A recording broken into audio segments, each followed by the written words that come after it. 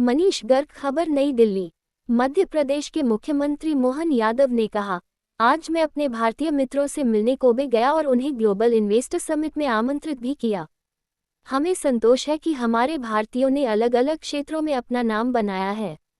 बदलते दौर में प्रधानमंत्री मोदी के नेतृत्व में सभी सरकारें भारत की बढ़ती आर्थिक ताकत में अहम भूमिका निभा रही हैं।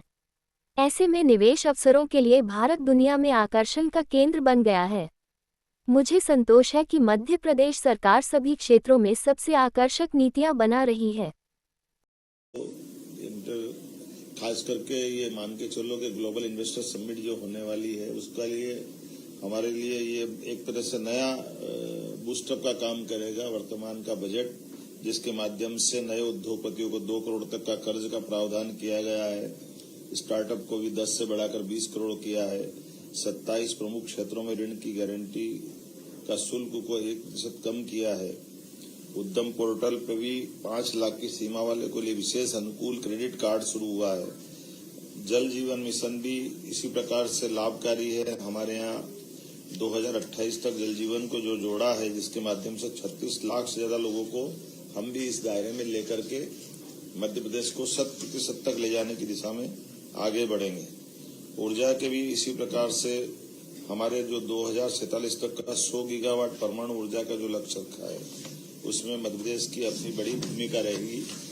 मैं मान के चलता हूं कि कई सारे ऐसे सेक्टर जिसपे काफी देर तक मैं बात कर सकता हूं। टूरिज्म का है, हमारे गरीब कल्याण का भी इसी प्रकार से है। प्रधानमंत्री आवास में भी हमने नए नए रिकॉर्ड बनाए हैं। जो स्कूल, हॉस्पिटल, आकांक्षी जिला, खास करके पूंजीगत सहायता 1.5 लाख करोड़ से निरंतर रखने का जो निर्णय किया है, इसमें प्रदेश को 12,000 करोड़ का ब्याज रहित ऋण भी प्राप्त हो सकेगा। ये बड़ा हमारे लिए हमारी अर्थव्यवस्था के लिए बड़ी भूमिका रहेगी। 12 लाख स्ट्रीट वेंडरों को लाभान्वित कराने का, ये खास करके उच्च ब्याज दर वाले अनौपचारिक क्षेत्र में ऋणों से राहत पहुंचाने का पीएम स्वनिधि का भी लाभ हमको मिलने वाला है। मैं मान के चलता हूं कि विकास केंद्रों के रूप में शहरों के भी सृजनात्मक विकास को लेकर के जो निर्णय हुआ है, ये हमारे जो हमने मोटे तौर पे कल्पना की, जो बड़े महानगर जैसे हमारे शहर है, खास करके इंदौर, भोपाल, ग्वालियर, जबलपुर और उनको 4 आसपास के जिलों से मिलाते हुए जो वृहद योजना पे हम काम कर रहे हैं, उसका लाभ भी इसमें मिलेगा। जैसे इंदौर के पास उज्जैन, देवास और धार, इसी प्रकार से राजधानी वृहद परियोजना में हम भोपाल, विदिशा, सीहोर, रायसेन इनको जोड़ करके इसका प्लान कर रहे हैं। मैं उम्मीद करूंगा कि एक खासकर हमने भी अच्छे से तैयारी की है। इसी प्रकार से स्नातक स्नातकोत्तर चिकित्सा महाविद्यालयों की संख्या भी हमने जो बनाई है, उस बढ़ी हुई संख्या में लगभग 17 हमारे पास गवर्नमेंट मेडिकल कॉलेज है, 13 प्राइवेट मेडिकल कॉलेज है, लगभग 30 मेडिकल कॉलेज आज हमारे प्रदेश में विद्यमान है, जिनका लाभ मिल रहा है। और भविष्य में 2 साल के अंदर अंदर लगभग हम वापस अपने स्तर पर 25 मेडिकल कॉलेज फिर ला रहे हैं। तो स्वाभाविक रूप से ये जो मेडिकल को लेकर के जो 75,000 सीटों का प्लान किया है आगामी 5 वर्ष के लिए, एक तरह से मेडिकल चिकित्सा का और मेडिकल का ये हब बन जाएगा मध्य प्रदेश। इसी प्रकार से जिला चिकित्सालयों में डे केयर कैंसर केंद्रों की बात कही है, तो चूंकि मेडिकल कॉलेज ही हमारे लगभग 52 हो जाएंगे प्रदेश भर में, कुल 55 जिले हमारे सरकारी है,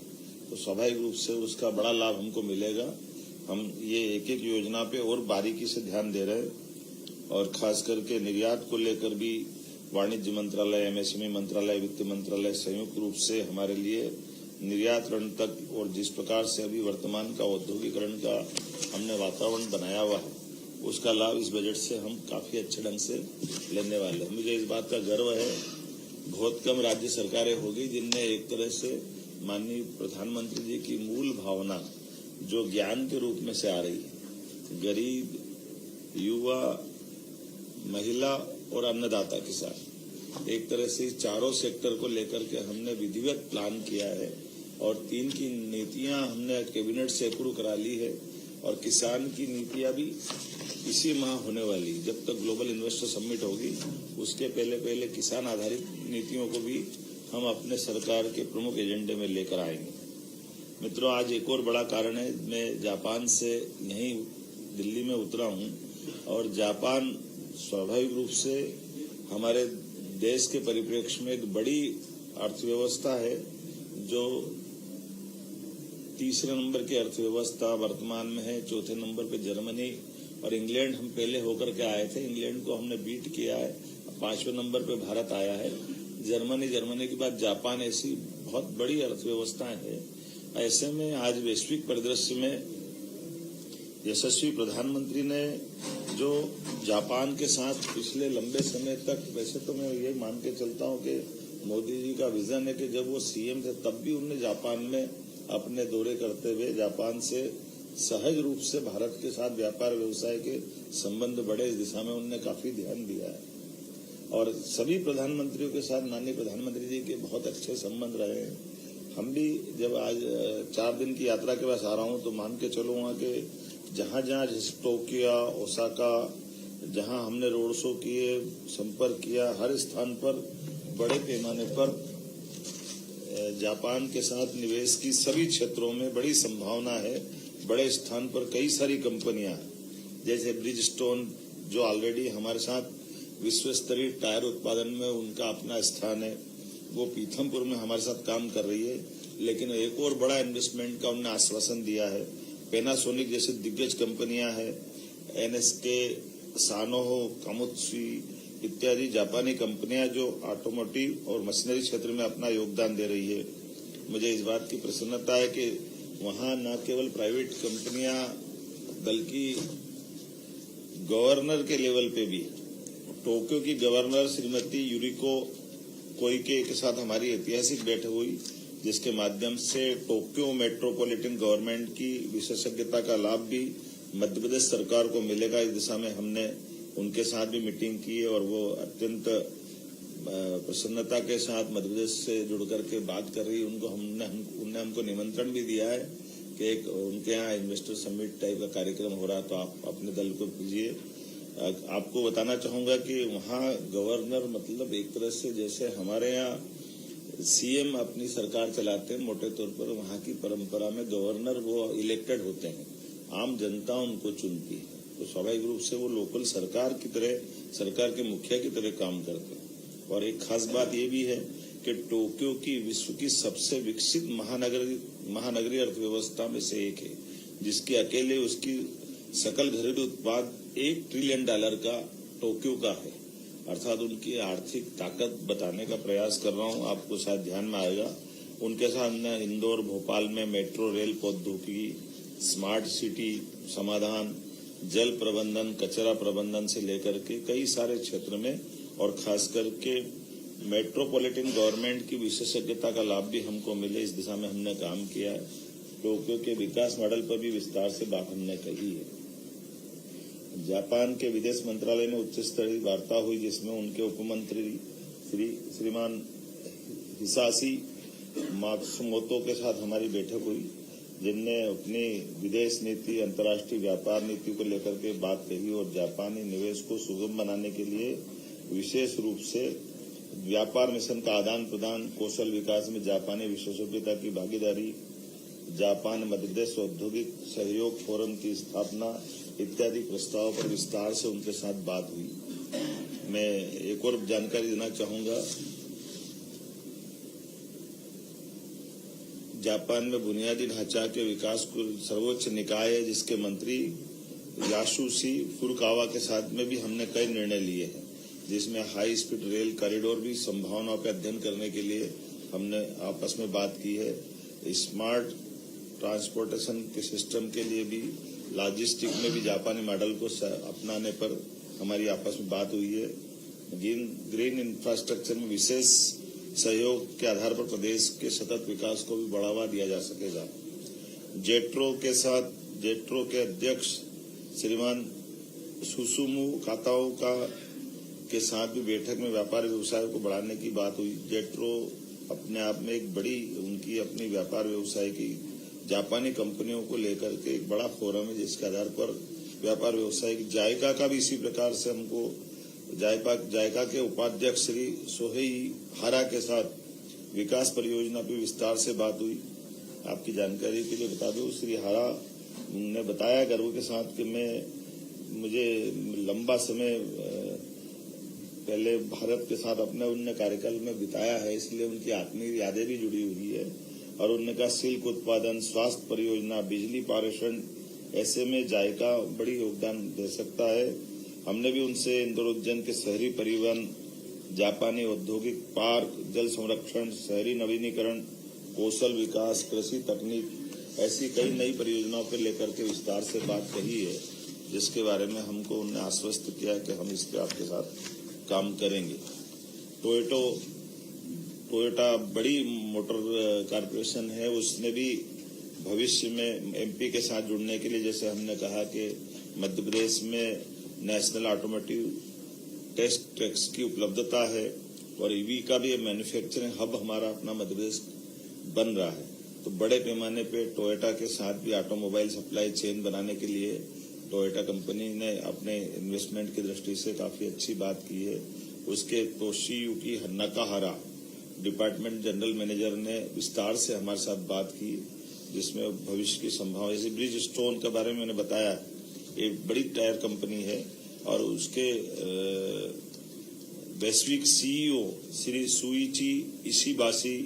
ने हमारे साथ मीटिंग की है और नई उत्पादन लाइन, R&D सेंटर, कौशल विकास और न केवल रोजगार सृजन बल्कि ऑटोमोटिव सेक्टर के पूरे इकोसिस्टम को वो मजबूत करने के लिए हमारे साथ जुड़ने को तैयार है। सिस्मेक्स के साथ भी जापान की मेडिकल टेक्नोलॉजी वाली कंपनी के साथ में विस्तार से बात हुई है। जैसे आपकी जानकारी के लिए बता दूं, सिस्मेक जो एशिया पैसिफिक में मजबूत उपस्थिति रखता है और भारत में तो 93 से काम कर रहा है और मध्य प्रदेश के सभी शासकीय हॉस्पिटल में विभिन्न प्रकार की जांच में इसकी बड़ी भूमिका है। और उन्होंने कहा कि हम अपने आपके मध्य प्रदेश के मेडिकल डिवाइस पार्क में अपनी यूनिट लगाने को तैयार है, ताकि उनकी बनी हुई मशीनें वो पूरे देश में भी और देश के साथ एशिया और दक्षिण एशिया में भी वो वहां से सप्लाई करेंगे, ऐसा उनका बड़ा प्लान बना है। पैनासोनिक एनर्जी के साथ में भी हमने मीटिंग की है और पैनासोनिक एनर्जी के कार्यकारी अध्यक्ष उनने विस्तार से बात कही है। मुझे इस बात की प्रसन्नता है कि पैनासोनिक उनने अपने वैश्विक मॉडल पर भविष्य की संभावना वाले राज्यों में से और भविष्य की संभावना वाला देश उन्होंने कहा कि यद्यपि हमारा यूरोप से लेकर विश्व के सभी देशों के साथ संबंध है, लेकिन अब भारत हमारी प्राथमिकता में और भारत के साथ मध्य प्रदेश उनके लिए सबसे पहली प्राथमिकता है, जिसके पास पर्याप्त लैंड बैंक है, पर्याप्त एनर्जी है, सरप्लस एनर्जी है और लोगों का और बाकी एक उद्योग को बढ़ाने के लिए जो अनुकूलता होना चाहिए, लेबर प्रॉब्लम वगैरह ऐसा कोई होती नहीं है और काफी अच्छी बौद्धिक क्षमता के लोग हैं, तो इससे जुड़ेंगे। एक खास बात और बताना चाहूंगा, यूनिक्लो के चेयरमैन ये जापान के सबसे धनी व्यक्ति है और इनकी फास्ट रिटेलिंग के चेयरमैन तदाशी यात्री ये हमारे लिए थोड़ा अपने लिए विशेष समय निकाल कर भी आए और खास करके उन्होंने इतने बड़ी व्यक्ति, हम एक कार्यक्रम से दूसरे कार्यक्रम में 40 मिनट वेट करके वो गए और उन्होंने कहा कि मुझे इस बात की प्रसन्नता है कि मध्य प्रदेश के साथ जुड़ करके रेडीमेड के मामले में और खासकर कपास की खेती को लेकर के तो नैनो टेक्नोलॉजी, उन्नत सामग्री, तकनीकी वस्त्रों के निर्माण तक ऐसे कई सेक्टर में बड़े पैमाने पे वो निवेश कर रहे हैं और एक कंपनी को और भी ला रहे हैं। उस कंपनी के बारे में जब हमने कहा कि वो कंपनी एनर्जी सेक्टर में भी जाती तो उन्होंने कहा आप अब एनर्जी की बात मत करो, केवल कपास, किसान और रेडीमेड गारमेंट्स में आ पाइए। तो ये उनका रुचि बताती है कि उन्होंने काफी अच्छा होमवर्क भी किया है और उन्होंने कहा कि मैं इसके माध्यम से हमारी जो कंपनी दुनिया भर में, आपकी जानकारी के लिए फोर्ब्स और इनकी सारी सूची में वो नंबर 1 पे आते हैं, ऐसे में बड़ा नाम उनका है, वो हमारे साथ जुड़ रहे हैं। एबारो कॉर्पोरेशन, नितोरी होल्डिंग्स, नाम तो बहुत सारे, मैं भी आपको इतनी सारी चर्चा के बीच में काफी होमवर्क हुआ है, मैं मान के चलूंगा। लेकिन जापान बिजनेस फेडरेशन से लगा करके Technocraft limited, Tokyo interactive session, लगातार हमने मेडिकल डिवाइस और याकोगावा इलेक्ट्रॉनिक्स कारपोरेशन से लगाकर इन सबसे रणनीतिक आधार पर व्यापार व्यवसाय की बड़ी संभावना पे हमने काम किया है, जिसमें खास करके जैसे किटामोरा केमिकल्स, ये रसायन उद्योग में बड़ी उन्होंने संभावना दिखाई है। निप्पाई कोई इंजीनियरिंग में, एप्सन इलेक्ट्रॉनिक्स में, मित्सुई ऊर्जा में, रसायन में, हिताची विद्युत उपकरण में, नोकिया आईटी में, हार्डवेयर में, सुमितोवा वित्त में, सोजिट्स इंजीनियरिंग में, यासुदा लॉजिस्टिक्स में, जापान लॉजिस्टिक्स में, ऐसी कई कंपनियां बड़े पैमाने पर मध्य प्रदेश के साथ जुड़ना चाह रही है और इन सबको निमंत्रण दिया है हमने 4 दिन की इस यात्रा में। एक तरफ हमने व्यापार व्यवसाय की बात भी की, तो दूसरी तरफ यूनेस्को के माध्यम से जो एक विरासत है क्योटो में, जिसमें माननीय यशस्वी प्रधानमंत्री स्वयं भी गए थे, तत्कालीन प्रधानमंत्री शिंजो आबे के साथ में, वो उस स्थान पे जाकर हमने देखा तो बौद्ध धर्म के साथ हमारी प्राचीन विरासत की कई प्रतिमाओं के भी दर्शन करने का मौका मिला, जहां हमको अपने कौरव पांडव के समय के कई महापुरुषों के नाम के साथ संस्कृत के नाम में उनकी प्रतिमा भी दिखाई दी, जिसमें गणेश जी से लगा करके हमारे सरस्वती माता भी है और सूर्यनारायण देवता से लगा करके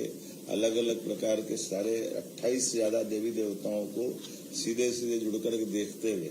और ये गर्व की बात है कि उनके सबके नाम के साथ संस्कृत का नाम भी और वो प्रतिमाओं को उन्हें उसी सम्मान के साथ बहुत अच्छे से सबके साथ रखा है। तो हमको इस बात का भी आनंद है कि वो हमारे लिए बौद्धिक दृष्टि से भी और बुद्ध टूरिज्म बढ़ाने की दृष्टि से भी जापान से एक विशेष संबंध आता है, जिसमें सम्राट अशोक की जब बात आती तो वो सहजता के साथ सांची स्तूप की बात भी करते हैं। सांची है, बाद में अशोक 10 साल गवर्नर उज्जैन में रहे तो वो उसकी याद दिलाते हैं। अब उस समय महाकात्यायन चंड प्रद्युत के प्रधानमंत्री जो बाद में बौद्ध भिक्षु बने, बड़ा नाम था, उनके जीवन की बातें भी वो करते हैं। तो एक तरह से अतीत के उस गौरवशाली पृष्ठ को लाने का भी एक बड़ा मौका मिलता है। मुझे इस बात की प्रसन्नता है कि हमने अपने जब जापान में गए तो प्रवासी भारतीयों के साथ भी टोक्यो में इंपीरियल होटल में बढ़िया अच्छा उनके साथ में काफी विस्तार से बातें भी हुई और मध्य प्रदेश के मित्रों से भी संवाद हुआ है। हमारे अपने वहाँ के प्रवासी भारतीय भी काफी अच्छी जापान में भूमिका बनाते हैं और वो भी आकर के निवेश करने के लिए हमारे साथ जुड़ने को तैयार है। टोक्यो, ओसाका में रोड शो, जापानी उद्योग जगत के साथ मध्य प्रदेश में विकास की संभावनाओं पर गहरे रुचि दिखाते हुए सभी मित्रों ने संकल्प किया कि वो जापान में भी काम करेंगे और मध्य प्रदेश में भी करेंगे। और साथ ही साथ ग्लोबल इन्वेस्टर समिट के लिए भी हमने निमंत्रण दिया और अधिकांश लोगों ने आने की अपनी स्वीकृति भी दी। मैं मान के चलता हूं कि आने वाले समय में जो जिस प्रकार से ये हमारा संबंध बना है, ऐसे कई मित्रों ने कहा कि वहां पे भी एक्सपो होने वाला है तो आप अपने दल को भी राज्य से भेजिए। तो हम तैयारी कर रहे हैं कि हम वहां पे अपने लिए भेजें। हमारी ग्लोबल इन्वेस्टर समिट में भी 4 प्रमुख विभागीय सम्मेलन हम करने वाले हैं, जिसमें खास करके विभागीय समिट में आईटी, एनर्जी, टूरिज्म, एमएसएमई, विशेष प्रवासी सत्र, sectoral session, buyer seller meet इत्यादि होने वाली है। ऑटो और टेक्सटाइल एक्सपो के साथ नवीन तकनीक का प्रदर्शन भी आकर्षण का केंद्र रहेगा। तैयारी राज्य स्तर पे काफी अच्छी हम कर रहे हैं और उम्मीद कर रहे हैं कि हमारे जो एक तरह से चारों क्षेत्रों से ग्वालियर, चंबल, महाकौशल, विंध्य, मालवा, निमाड़ और मध्य भारत, इस चारों क्षेत्रों से पर्याप्त रूप से हमारे प्रदेश के अंदर ये निवेश का जो मौका मिलेगा वो पूरे तौर पे राज्य के हितकारी रहे, इस दिशा में हम काम कर रहे हैं। और इसी को पूरा करने के लिए आपकी जानकारी के लिए मुंबई, बेंगलुरु, हैदराबाद, पुणे, कोयम्बटूर, कलकत्ता में हम इसके रोड शो कर चुके हैं और उसी सिलसिले में यूके, जर्मनी के बाद अभी जापान की हमारी यात्रा रही है। हर जगह से जो रिस्पांस आया वो बहुत अच्छा आया। मैं मान के चलता हूँ कि जिस प्रकार से हमने तैयारी की है निश्चित रूप से उसका लाभ हमको मिलेगा। मुख्यमंत्री जी, आपने अभी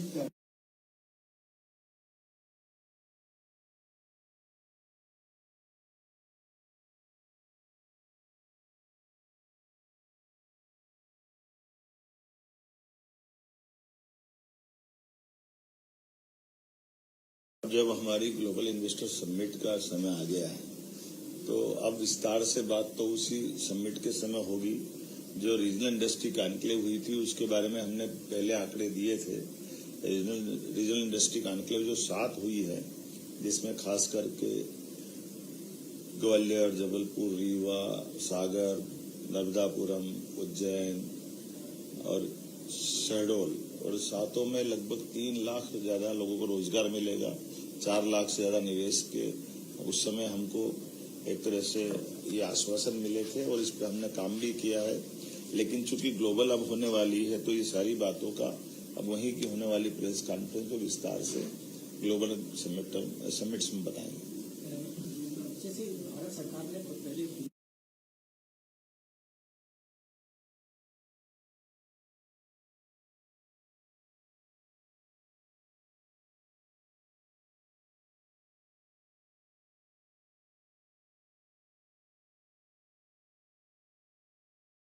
बिल्कुल बड़ी बात है कि हमारे लिए मध्य प्रदेश की जो भौगोलिक स्थिति है, ये सभी व्यापारी घरानों को सबको मालूम भी है। जो भारत में जुड़ रहा है या भारत के साथ साथ एशिया के भी कई सारे देशों के साथ जो भौगोलिक रूप से जुड़ना चाहते हैं या पोर्ट से, कार्गो से, कई कारण से वो अपने उत्पाद को पूरे देश या बाकी दुनिया में सप्लाई करना चाहते तो मध्य प्रदेश की तरफ बहुत आशा भरी निगाह से भी देखते हैं। हमारा पर्याप्त लैंड बैंक, भौगोलिक स्थिति, जब हमारे पास रेल से, रोड से, एयर कनेक्टिविटी से सब प्रकार के संसाधन इतने अच्छे हैं कि कोई भी व्यापार घराने को जो बेसिक नीड है वो वहां सब मिलती है। तो ऐसे में सबने तैयारी की थी, इसी आधार पर बात कर। आपने जापान यात्रा के दौरान आपने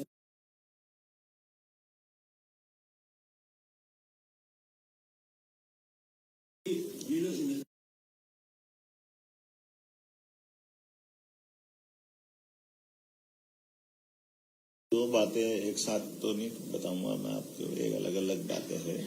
एक तो हमने ये स्थान बदला है, अभी तक इंदौर होती थी, अब हमने भोपाल में किया है। और दूसरी बड़ी बात है कि हमने अपने पूरे प्रदेश के सभी संभाग केंद्रों को पूरे वर्ष में लगातार उनका मौका देते हुए अपने देश और देश के बाहर के या अंदर राज्य के लोगों को मौका दे करके हमारी निवेश पॉलिसियों के आधार पर निवेश करने के लिए प्रेरित किया। भोपाल में पहली बार ग्लोबल हम कर रहे हैं तो एक तरह से राजधानी में होना ये सौभाग्य की बात भी है। और जिस ढंग के रिस्पांस मिल रहे हैं, एक तरह से एक दिन कोई कार्यक्रम करता है 1-2 साल 3 साल में तो गैप हो जाता है, लेकिन सतत रूप से जब आप काम करते हो तो पूरा एक एटमॉस्फेयर बन जाता है और उसका लाभ हमको मिल रहा है। इसमें लोगों का इंटरेस्ट भी दिख रहा है। औद्योगिक घरानों में से कई सारे लोग अब हमारे कोई भी रोड शो, इन्वेस्टर से संबंधित कोई कार्यक्रम करते हैं तो सहज रूप से जितने लोग हम अपेक्षा करते हैं उससे ज्यादा लोग वहां हमको मिलते हैं। इसका मतलब एक अपने आप में अंडर करंट एक सकारात्मक माहौल बना है। तो मैं इसलिए स्वाभाविक रूप से बैठा हूं कि यशस्वी प्रधानमंत्री ने अहमदाबाद, मुंबई के लिए बुलेट ट्रेन की बात कही है। ये बात सही है कि हमारे यहाँ भी जो मेट्रो ट्रेन के जो प्रोजेक्ट हैं जिस पे हम काम कर रहे हैं, तो अब आने वाले समय में इसमें और क्या क्या सुधार हो सकता है, कैसे बढ़ना चाहिए, तो ऐसे में हम इन कंपनियों से बात भी कर रहे हैं कि अब कोई नई टेक्नोलॉजी आ रही है तो कैसे बढ़ सकते हैं। भारत सरकार के मार्गदर्शन में हम जैसा जैसा वो बताते जाएंगे वैसे हम आगे बढ़ना चाहते हैं।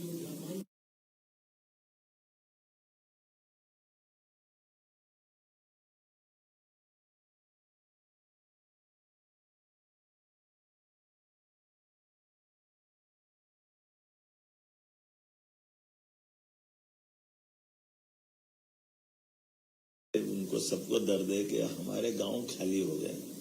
अब अधिकांश शहर में आ गई है। उनके यहाँ ये शहरीकरण का एक बड़ा माहौल बना है, तो गांव के अंदर एक थोड़ा सा अभी हमारे गांव अलग टाइप के हैं और उनके गांव में ऐसे थोड़ा सा औद्योगिकरण से वो इस चीज की कमी महसूस करते हैं। तो उन्होंने कहा कि भाई हमारे यहाँ तो स्किल डेवलपमेंट के आधार पर आप जापानी भाषा सिखा दोगे तो हम आपके यहाँ के लोगों को रोजगार की दृष्टि से भी, जैसा हमारे यहाँ उन्नत खेती करने की आदत पड़ गई है, तो ऐसे जापान के भी बड़े बड़े खेत दे सकते हैं किराए पे। ऐसे कई सारे प्रकार से उनने अपने मध्य प्रदेश के साथ भविष्य में, क्योंकि आबादी हमारे पास सरप्लस है, तो युवाओं की संख्या सरप्लस है और सब प्रकार के लोग हैं, अच्छी बौद्धिक क्षमता वाले आईटी वाले विद्यार्थी भी हैं, इंजीनियरिंग कॉलेज के भी विद्यार्थी हैं, तो हमारे पास मिडिल और प्राइमरी के विद्यार्थी भी हमारे पास रोजगार के लेकर के ऐसे परस्पर एक दूसरे को क्या क्या कर सकते हैं उस सब पे बात की।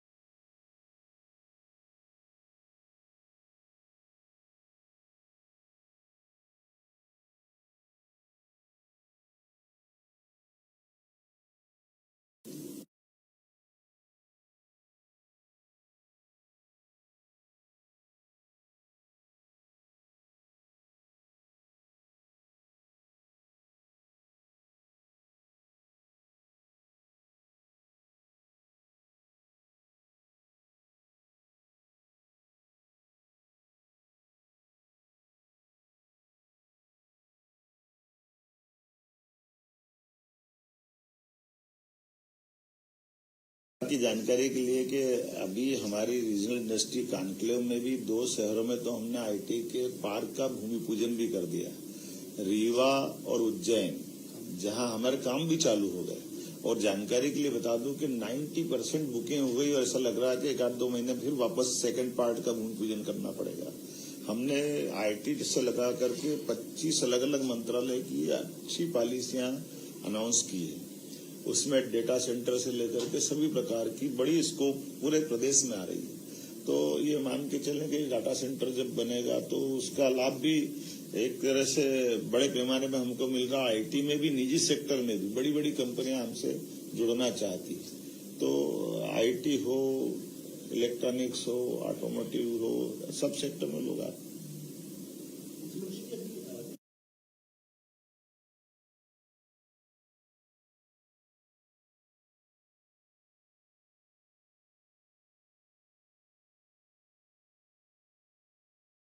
प्रयास यही है, यशस्वी प्रधानमंत्री के नेतृत्व में हमारे राज्य के अंदर की जो जो संभावना उसको लेकर के बाकी देश में और देश के बाहर जाकर के भी बात कर रहे हैं। जब हम ग्लोबली बात करते हैं तो स्वाभाविक रूप से जो, जैसे उदाहरण के लिए हमारा जिस क्षेत्र में अच्छी दखल है उन सारी बातों के साथ बड़े पैमाने पे युवा शक्ति भी हमारे साथ है, आबादी भी हमारे साथ है। और ये कई सारे ऐसे, आप कभी कल्पना करो, जर्मनी उसकी आबादी कितनी है, जापान की आबादी कितनी है, लेकिन इकोनॉमी में कितना बड़ा बना है। जो उनके साथ प्लस है उसको प्लस को सीख लें, और जो हमारा सरप्लस है उससे हम उससे जोड़ करके कैसे एक दूसरे के पूरक बन पाए, इसी से